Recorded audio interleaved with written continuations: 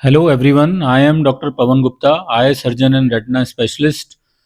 आज हम एक पेशेंट के बारे में डिस्कस करेंगे जिनको सडन ऑनसेट ऑफ फ्लोटर यानी कि एक हफ्ते से वो फ्लोटर की कंप्लेन कर रहे थे और जब हमने उन्हें एग्जामिन किया तो उनकी नज़र 6/6 एकदम ठीक थी। बट जब रेटिना का एग्जामिनेशन हमने किया तो उनके आँख में पीवीडी यानी कि जो पीछे की विट्रस जेली है वो अपनी जगह से सेपरेट हो गई थी। पीछे रेटिना के अंदर एक जगह रेटिनल टीयर था और थोड़ा बहुत उसके अंदर ब्लड था। तो इन केसेस के अंदर अर्जेंट ट्रीटमेंट की रिक्वायरमेंट होती है। तो पहले हम ये देखते हैं कि ये जब पीछे की विट्रस जेली हटती है तो ये रेटिनल टीयर होता क्यों है। नॉर्मली ये विट्रस जो है ये हमारा पर्दे के साथ एकदम चिपका हुआ होता है। बट जब ये जेली के अंदर चेंजेस ज़्यादा हो जाते हैं तो किसी किसी केस में ये विट्रस जेली रेटिना से या पर्दे से सेपरेट हो जाती है। तो इस प्रोसेस को हम कहते हैं पोस्टीरियर विट्रस डिटैचमेंट। तो ये जेली का जो सेपरेट होना है ये एक नॉर्मल एज के हिसाब से प्रोसेस होता है और इसका कोई ट्रीटमेंट करने की ज़रूरत नहीं होती अनलेस एंड अनटिल जब ये जेली सेपरेट हो रही है। तो किसी किसी केस में अगर इस जेली सेपरेशन के ड्यूरिंग रेटिना के अंदर टीयर हो जाए, पर्दा कहीं से डैमेज हो जाए या पर्दा अपनी जगह से हिल जाए, जिसको हम कहते हैं रेटिनल डिटैचमेंट, उन केसेस के अंदर इसको जो भी रेटिना की कंडीशन है उसके हिसाब से ट्रीटमेंट की ज़रूरत होती है। अगर सिंपल रेटिनल टीयर है तो उसको हम लेज़र कर सकते हैं और अगर रेटिना अपनी जगह से डिटैच हो गया है तो फिर उसको एक सर्जरी कर कर ट्रीट किया जाता है। तो अब इस केस में क्योंकि रेटिनल टीयर था और साथ में एक लोकलाइज्ड डिटैचमेंट भी थी तो हमने डिसाइड किया कि इसमें हम पार्स प्लाना विट्रेक्टमी और जो रेटिनल टीयर है उसको लेज़र से ट्रीट कर कर इसके अंदर एक गैस टेम्पोनाट देंगे। तो इसमें हमने 3 पोर्ट विट्रेक्टमी 3 पोर्ट्स हमने बनाए हैं।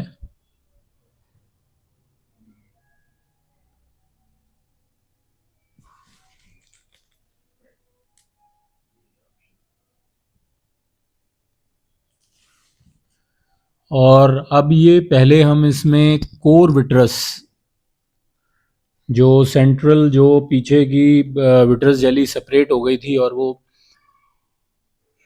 डिटैच हो गई थी, तो अब हम एक कोर विट्रेक्टमी करके पहले सेंट्रल विट्रस को अब हम ग्रेजुअली कटर की हेल्प से रिमूव कर रहे हैं। अब ये देखिए ये ऊपर का जो पार्ट है यहाँ पर भी जब विट्रस डिटैच हुआ तो थोड़े छोटे छोटे टीयर ये इस पार्ट में भी बने हुए हैं। हालांकि यहाँ पर रेटिना अपनी जगह से डिटैच नहीं है बट छोटे टीयर यहाँ पर भी हैं। तो अब ये एकदम पेरिफ्री में है तो यहाँ पर हम पेरिफ्री के अंदर भी विट्रस रिमूव कर रहे हैं।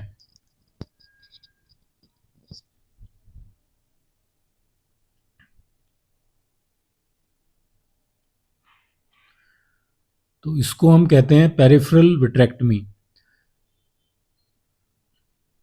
ये देखिए ये अब, और इसमें ध्यान हमको इस चीज़ का रखना है कि ये जो पेरिफ्री में हम विट्रस हटाते हैं इसको बहुत ग्रेजुअली और ध्यान से हटाना है जिससे रेटिना को कोई डैमेज ना पहुंचे, रेटिना के ऊपर ना कोई एडिशनल टीयर बने ना कोई पर्दे के ऊपर कोई खिंचाव बने।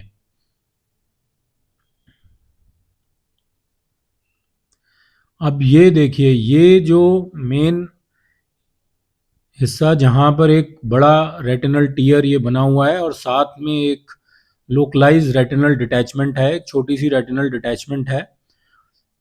तो अब एक ये अब हमने स्टेन किया ये देखने के लिए कि सेंट्रल एरिया में कोई और विट्रस तो नहीं रह गया है। अब जो रेजिडुअल विट्रस है जो एकदम कोने में जो विट्रस रह गया है उसको हम रिमूव करते हैं पेरिफेरल डिप्रेशन यानी कि बाहर एक इंस्ट्रूमेंट्स की मदद से आई को हल्का सा डिप्रेस करके ये सारा विट्रस जेल हम रिमूव करते हैं जितना मैक्सिमम हम रिमूव कर सकते हैं सेफली।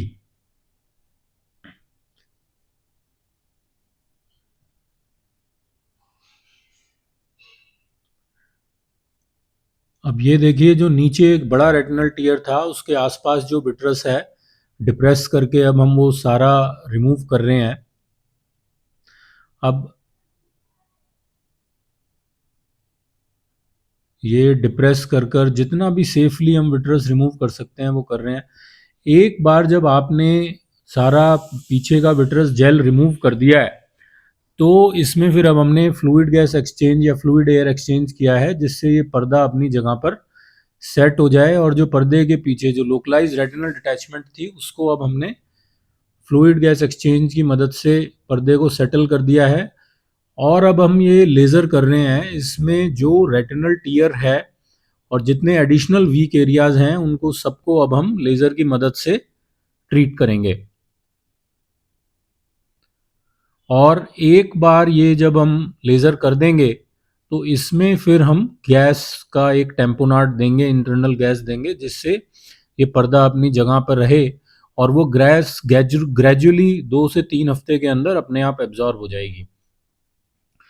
तो इस केस में इम्पॉर्टेंट ये है कि जिन पेशेंट्स को सडनली ये फ्लोटर अपीयर होते हैं, और ख़ास तौर पे बड़े बड़े फ्लोटर अपीयर होते हैं, उनको एक अपना रेटिना का एग्जामिनेशन तुरंत करवा लेना चाहिए, जिससे एग्जामिनेशन के बाद ये पता लग सके कि भाई इस फ्लोटर के साथ साथ कोई एडिशनल रेटिनल टीयर या कोई और एसोसिएटेड डिजीज़ तो नहीं है। और वो जानने का तरीका है रेटिनल एग्जामिनेशन। क्योंकि अगर इस टाइप का केस हो जहाँ पे रेटिनल टीयर हो गया और उसको हम नॉर्मल फ्लोटर मानकर इग्नोर कर दें, तो फिर ये विजन थ्रेटनिंग भी हो सकता है।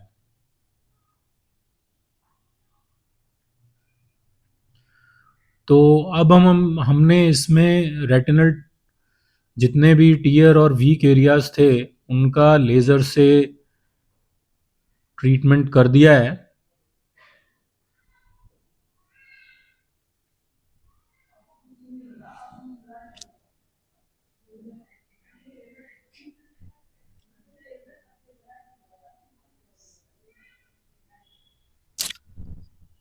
और अब ये हमारी सर्जरी हो गई है कंप्लीट। Thank you.